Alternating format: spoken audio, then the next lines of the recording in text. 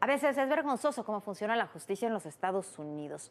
Esto sucede en muchas ocasiones. Ahora, el ex fiscal de Nayarit, usted lo recordará, Edgar Beitia, que se distinguió por ser uno de los más corruptos fiscales de las últimas décadas en México, que trabajó con narcotraficantes, usurpó propiedades, robó y mató, que estaba sentenciado a 20 años de prisión en los Estados Unidos, obtuvo una reducción de 10 años a su condena y podría quedar en libertad en 2027. ¿Por qué?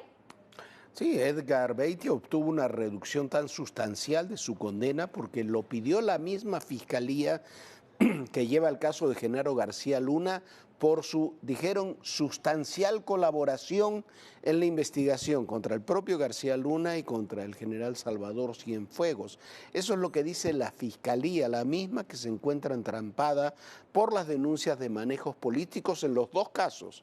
En el de García Luna, con una solicitud de que se anule el juicio ya realizado y que espera sentencia, y en el caso del general Cienfuegos, que está absuelto de unas acusaciones sin fundamento alguno. La Fiscalía de Nueva York sigue jugando a la política y a buscar, ya lo veremos, un maxi proceso en México. El exfiscal de Nayarit, Edgar Beitia, podría quedar en libertad en 2027.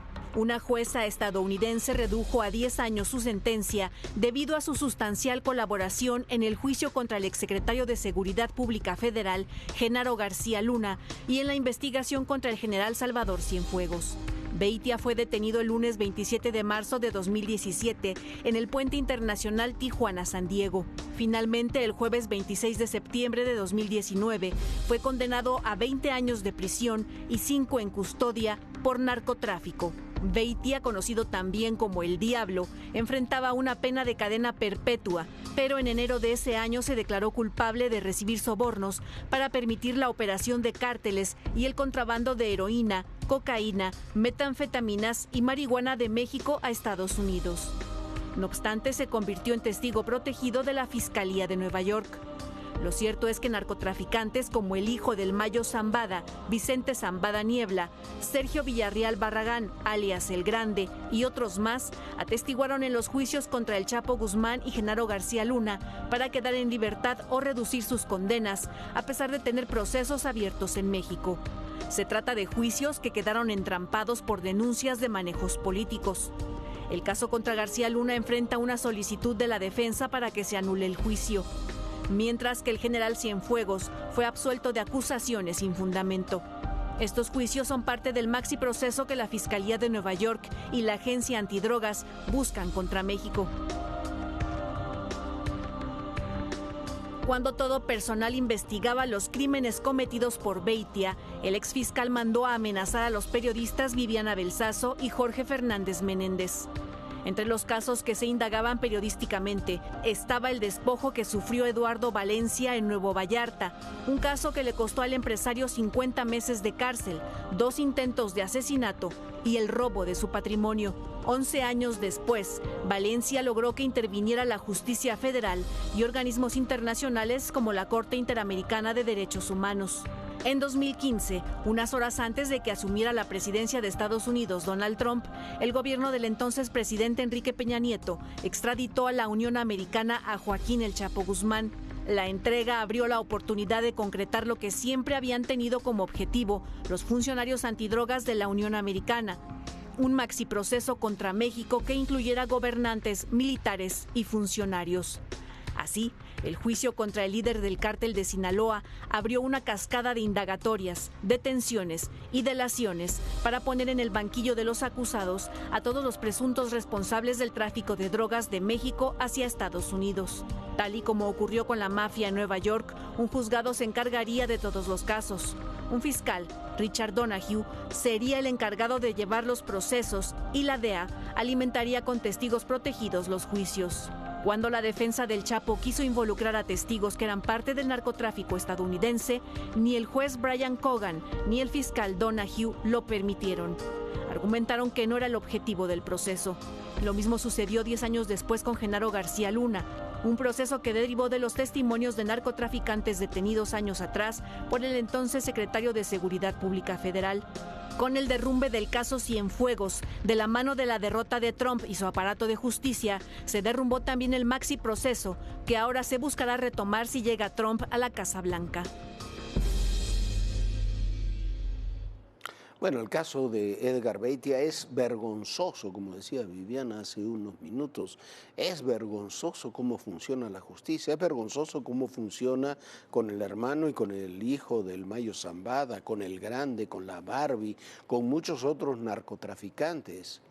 ¿Por qué? Porque son criminales confesos a los que se le da oportunidades a cambio de testimonios que no pueden sustentar sin una sola prueba. Este señor Edgar Beitia, como en el caso de Eduardo Valencia, que hemos reporteado, investigado, trabajado aquí durante una década, es un caso de un hombre que trabajó con narcotraficantes, que trabajó y despojó a empresarios de propiedades, que robó, que mató, y resulta que ahora le reducen la condena a solo 10 años y olvidan todas estas acusaciones. ¿Por qué? Por su sustancial colaboración en procesos donde además no dio una sola prueba de lo que decía. Pero así se funciona. ¿Qué es lo que quieren? Quieren un maxi proceso contra México. Lo venimos diciendo desde el año 2018.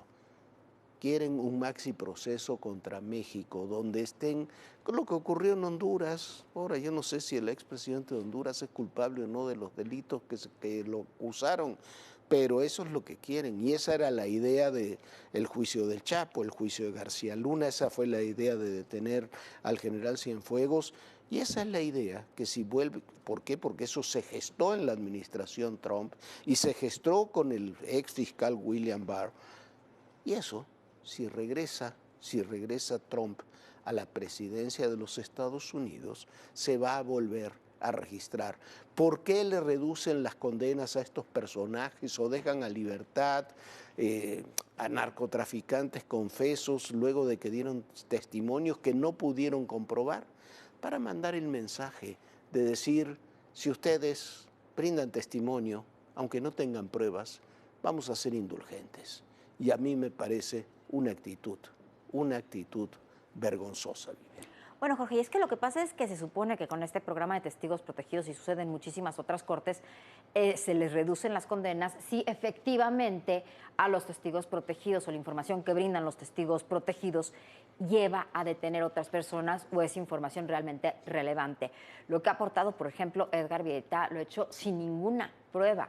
Bueno, las pruebas aquí se han presentado en este espacio, que las ha presentado, por ejemplo, este empresario Valencia, quien fue amenazado, golpeado, están todos los peritajes de los hospitales y más, están ahí. Hay que ver qué está sucediendo en esa corte, en esa fiscalía de Nueva York, porque tienen muchos casos muy importantes y por alguna razón están asumiendo todos los casos de los narcotraficantes importantes mexicanos en aquel país.